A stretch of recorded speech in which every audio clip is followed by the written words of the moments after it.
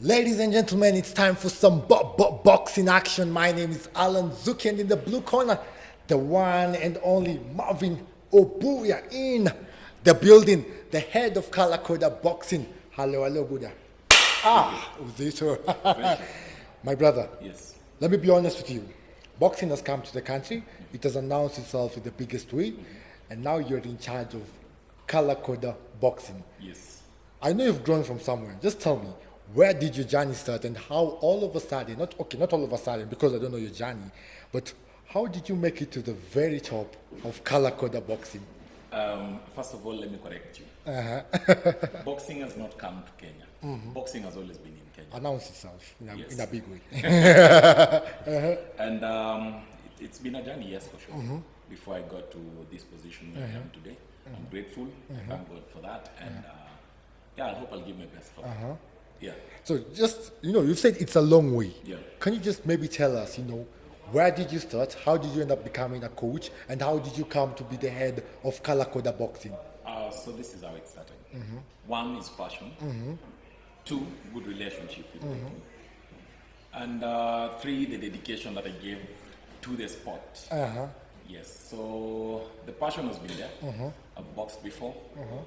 Then I stopped boxing, went to school, ventured into different things, which is sports science. And then I thought the best way to give it back to the society is just coming back to the sport that I like. Though I haven't done boxing alone. I'm a good basketballer as well. Oh, Yes. 6 foot people. Basketball runs in the blood. Boxing took over. So took over. So basically, you're telling me you were born for sports. I'm born for sport. You cannot do any other thing. Ama, you just chose sports. I can do other things, but I feel like sports is my passion. Yeah. Okay, just quickly, let me ask you, to the layman, we look, there are different type of boxers, Yes. There's one with your stature. I'm talking of the Anthony Joshua's, Yes. big and all. And then you come to me, you have the Tyson Furies, who are big and all. So now the big question is, what does it really take to become a professional boxer, especially in Kenya, because there are no talents, there are no academies, nothing like that to nurture from a young age. Basically, coaches volunteering like you and doing something of the sort.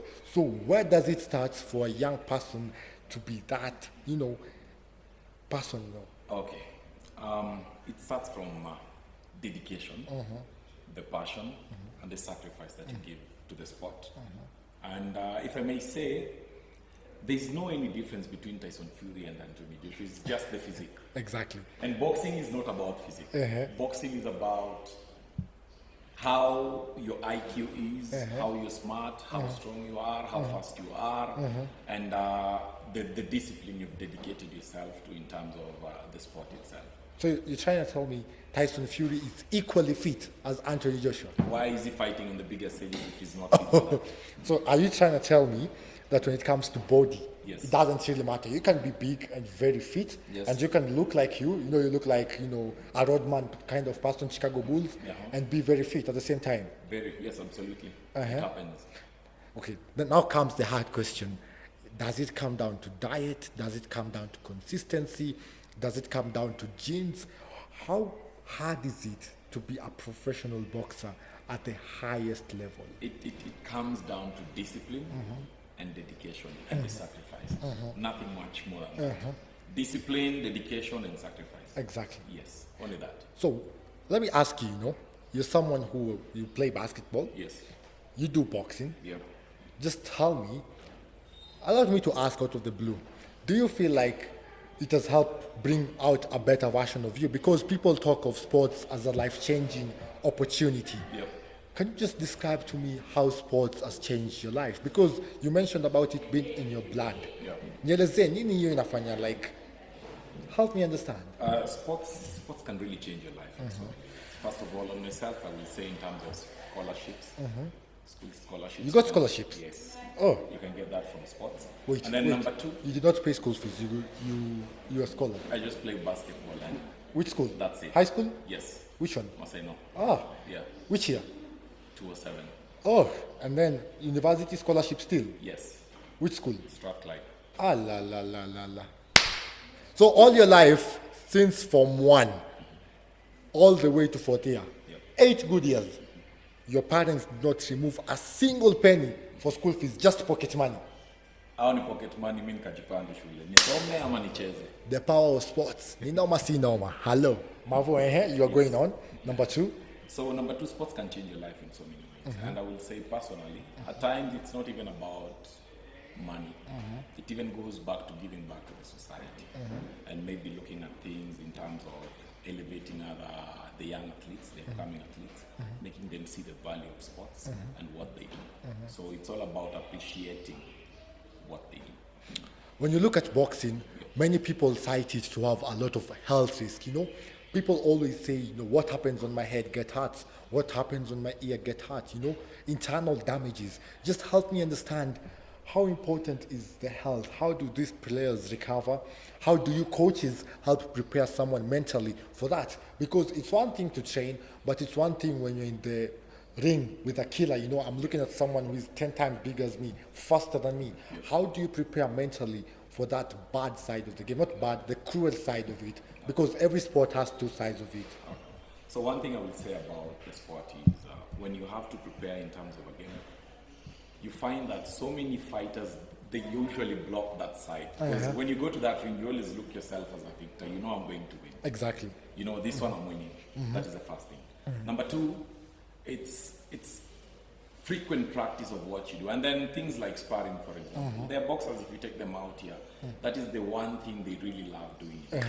Sparring. So the more you hit them, the more they get that urge moving forward. It's like playing Mortal Kombat, they charge. Yes, you charge them. So it becomes more interesting like that. But when you're talking about health, first of all, there's so many things that people do consider in terms of being a professional boxer, health-wise. Most of these promoters, together with the commission that governs all the things that happen within the country and the sport, they have certain rules and regulations. For example, the medical part, where boxers get to be scanned. They do brain scans. They do like general body checkups. Exactly. And all that for wellness check, so that you can see they are fit for the sport.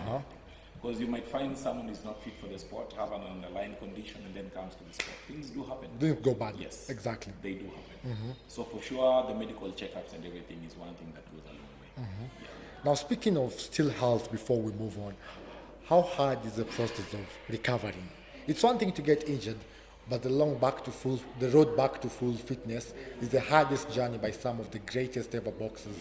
Just walk me through, how hard is it? How much discipline does it take for someone to go back from being extremely injured and coming back to be the level best that he can possibly be?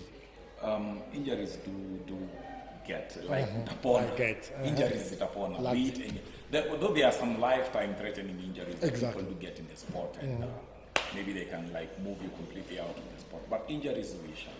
And I will say in terms of boxing, most of the injuries unapata, maybe they are just cuts. It's like you got a scratch from the glove, which one after 2-3 days they are all gone. Yes, uko sawa. So ni vitu za kawaida hizo zifanyika.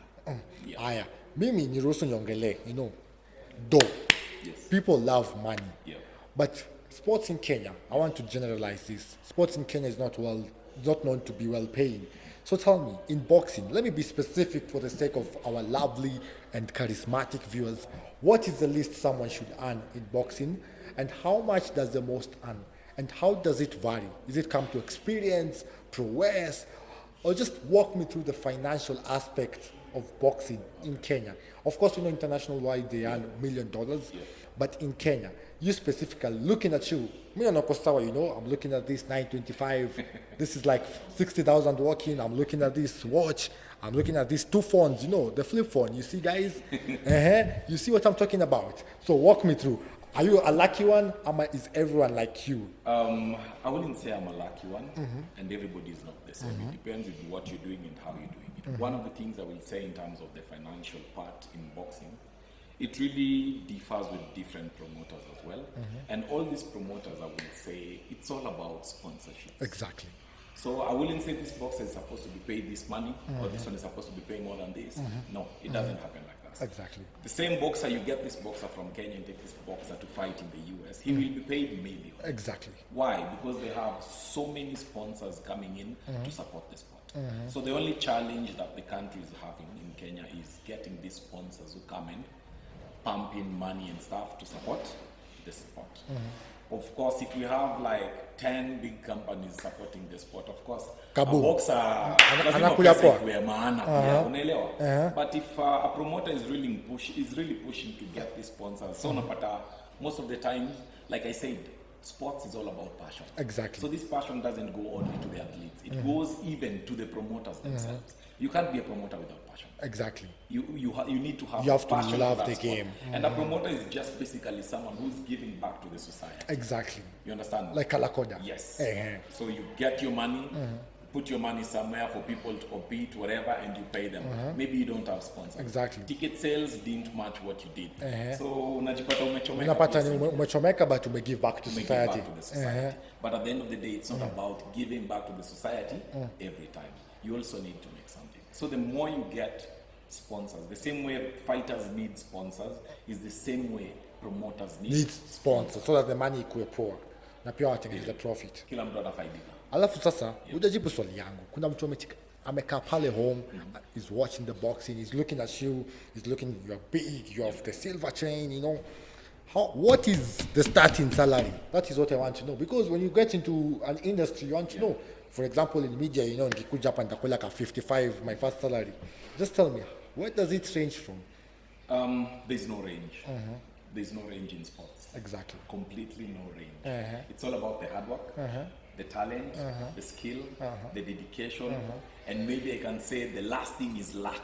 But hey, kismat is always very important. Yes. Hiyo ndio ya mwisho lakini.